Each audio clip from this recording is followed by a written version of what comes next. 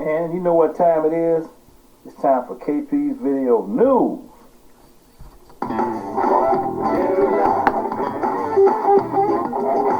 KP's Video News, y'all. KP's Video News, y'all. KP's Video News, y'all. Right. That's right. It's time for KP's Video News, y'all. I've been missing you.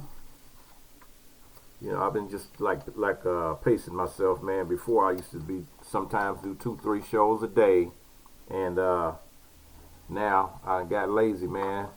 It's like I might do one show a week. Anyway, sad news here today. You know, we had ELGIN Baylor, the Lakers legend of the NBA Hall of Fame and NBA Hall of Famer, passed away at age 86. ELGIN Baylor played all 14 seasons with the LA Lakers, and the LA Lakers announced today that the passing of Hall of Famer ELGIN Baylor, who died of natural causes at age 86. Baylor had a decorated career in the NBA, winning Rookie of the Year during his 1958-1959 season, being an all-time All-Star and a 10-time first-team All-NBA selection. ELGIN was and his wife stated that ELGIN was the love of her life and her best friend. And like everyone else, I was in awe of his immense courage, dignity, and the time he gave to all the fans. And at this time, we asked that our family be allowed to mourn his passing in privacy. And Baylor was drafted the #1 overall pick in the 1958 draft by the Lakers, who were previously the Minneapolis Lakers. During his rookie campaign, he averaged 24.9 points, 15 rebounds, and 4 assists, and earned an All-Star honors to go along with Rookie of the Year. And Baylor's phenomenal play in his first season with the team carried the Lakers all the way to the NBA Finals, which exemplifies how impactful of a player he was, given the Lakers finished in last place the year prior to drafting him. Jeannie Buss offered the following comments on Baylor's contributions not only to the Lakers franchise but to his country. And ELGIN was a superstar of his era. His many accolades. Speaking to that, Lakers Governor Jeannie Buss said he was one of the few Lakers players whose career spanned from Minneapolis to Los Angeles. But more importantly, he was a man of great integrity, even serving his country as a U.S. Army reservist, often playing for the Lakers only during his weekend pass. He is one of the all-time Laker greats, with his number 22 jersey retired in the rafters and his statue standing in front of Staples Center. He will always be part of the Lakers legacy. On behalf of the entire Lakers family, I'd like to send our thoughts, prayers, and condolences to Elaine Baylor and the Baylor family. Additionally, Baylor's former Laker teammates and fellow legend Jerry West, that's the logo for you young kids out there, offered the following thoughts on ELGIN's passing. It said, I loved him as a person and shared my career with him, West replied. Never had a teammate like him. Great, great, great player, but even a better person. Very sad for me and his family. Baylor was inducted into the National Naismith Memorial Basketball Hall of Fame in 1977, and a statue in his honor stands outside the Lakers arena. For the majority of his career, he was one of the Lakers' most important players alongside Jerry West. With Baylor's impactful play, he helped lead LA to 8 finals appearances. Injuries hampered Baylor's career in his later years, and he retired 9 games into the 71-72 season due to lingering knee problems. When the Lakers went on to win the championship later that season, they awarded Baylor a ring to honor his career with the franchise. After his playing days were over, Baylor transitioned into coaching, eventually becoming the head coach of the New Orleans Jazz in '74 and retired from coaching in 1979. He became the vice president of basketball operations for the Los Angeles Clippers in 1986, a position that he held for 22 years. before stepping down in 2008. He was named Executive of the Year 2005-2006 season as the Clippers went on to win their first playoff series since '76, back when the team was the Buffalo Braves. Baylor played the game with some flair when he was on the court. He was a dominant scorer, an elite passer, and despite being undersized for a forward during that time, he was a strong rebounder. The way he played in the 50s and 60s mirrors how some modern-day wings attack the game, which shows just how influential he was in the NBA and basketball as a whole. So rest in peace, Elgin Baylor, a true star, man, in NBA star, and he came into the NBA at a time when there was a lot of mess going on, man, a lot of segregation and a lot of foolishness going on. Like, he started in the late 50s, so he went through all that, and still ended up being one of the best. All right, so this story here, this story they just brought this story back up because a family is filing a lawsuit, and it's like, this is pretty similar to what happened with George Floyd. And it says, after the cops sit on an autistic teen for 9 minutes, the kid passed away. And an autistic teenager died after being restrained by sheriff's deputies following a violent episode between the teen and his dad. And now his parents are suing the department, claiming they suffocated the kid to death. Donna Lou and Darren Parsa have filed a lawsuit against the Jefferson Parish in Louisiana that left 16-year-old Eric Parsa dead, which the parents allege happened because the deputies on the scene sat on him for 9 minutes.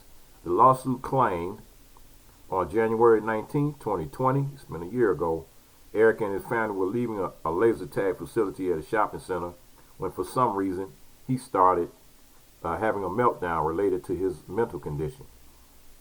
Cops were called while Darren tried restraining Eric, and eventually a few deputies arrived and handcuffed him while also shackling his feet, all the while holding him in a face-down position on a parking lot pavement as he continued to squirm and struggle. Eric's parents allege one deputy placed his body weight onto the kid in the face-down position for nearly 10 minutes, and at that point another deputy reportedly put him in a chokehold and never once moved him on his side so he could breathe properly. The lawsuit claims it was only when Eric's body went limp and he urinated on himself that the deputies turned him over, but it was too late. Eric was taken to the hospital where he went into cardiac arrest and died, and the family says the cops used unreasonable and excessive force that directly caused Eric's death. The Jefferson Parish Sheriff's Office denounced the lawsuit, saying it contained malicious and false claims, and the altercation was captured on surveillance video from afar, so it's difficult to make out exactly what happened on camera. There was clearly a tussle that went on for several minutes, and it does appear that some people, including a shirtless man, were on top of Eric, who was in the black shirt. While the suit doesn't appear to mention training or lack thereof, the family does seem to imply deputies were ill-equipped to handle this situation, which has echoes of Patrick Warren, another person with mental health issues who was fatally shot by police just last week. As we saw, one day Patrick was helped by someone who knew what they were doing, and the next day he was killed by someone that apparently didn't, and it makes a world of difference. And these guys are not trained.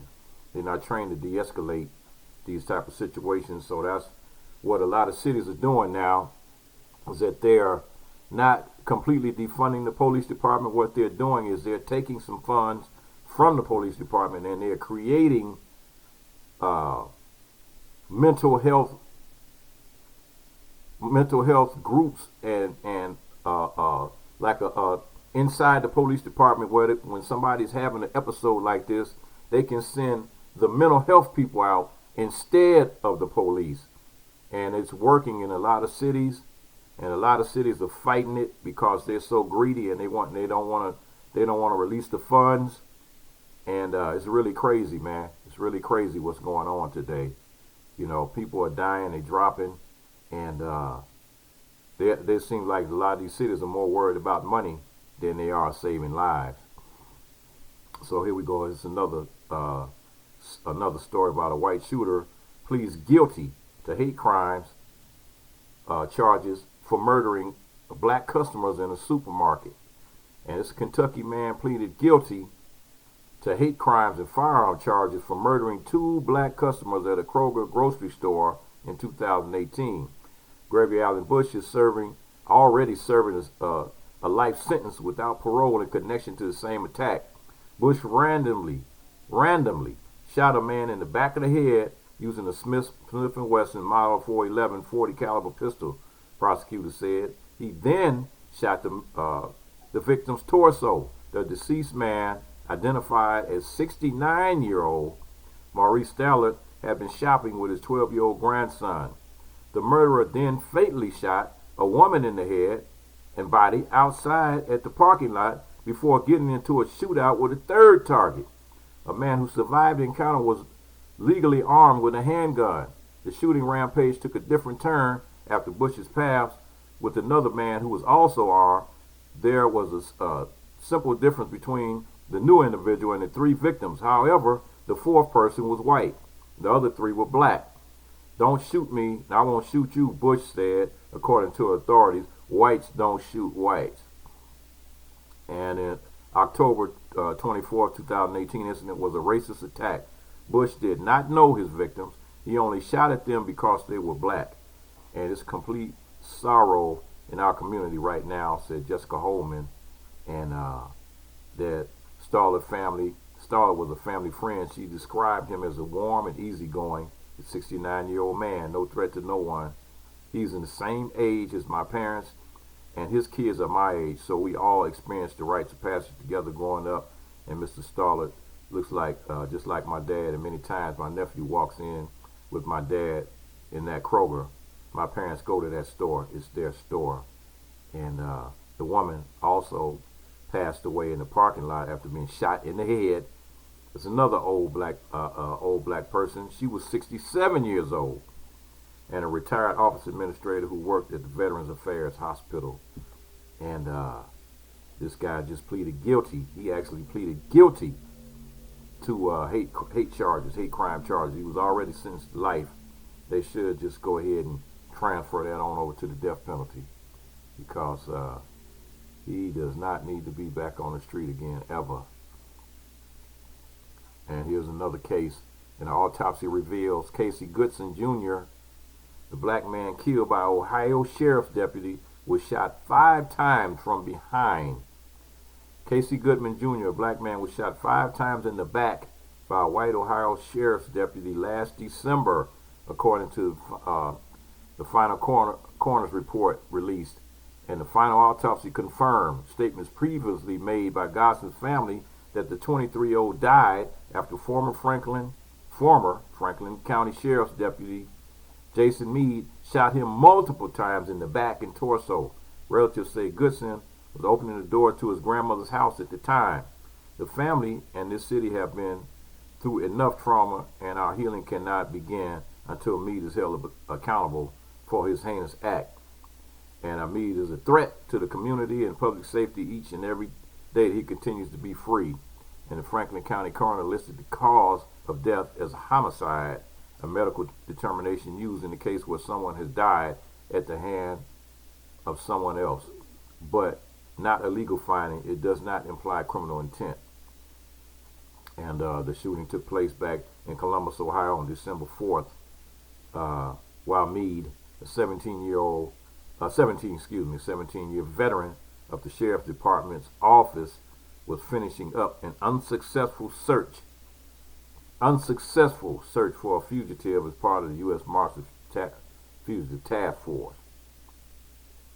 And so, U.S. Marshal Peter Tobin said on the day of the shooting, Meade confronted the victim outside his own home after Goodson, who was not the subject of the fugitive search, drove by, and they claimed waved a gun at Meade.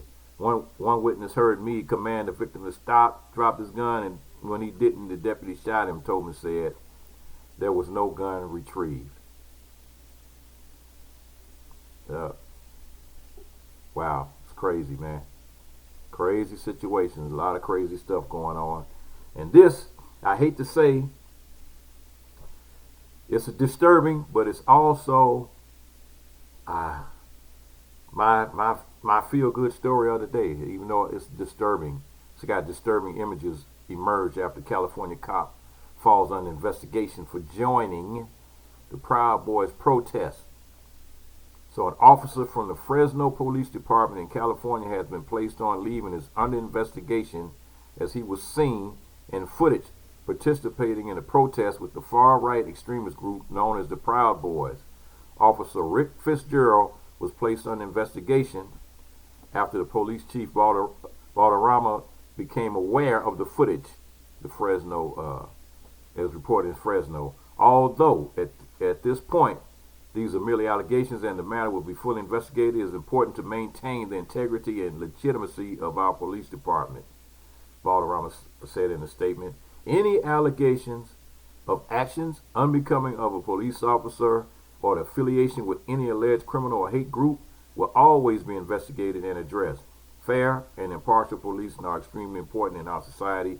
There is no place in our police ranks for any biased, racist, or anti-Semitic views. And so the images that they had were extremely disturbing and are being taken very seriously. And as the mayor of this city, Mayor Dyer stated he will not tolerate any City of Fresno employees belonging to organizations that promote views of supremacy, racism, or criminal conduct.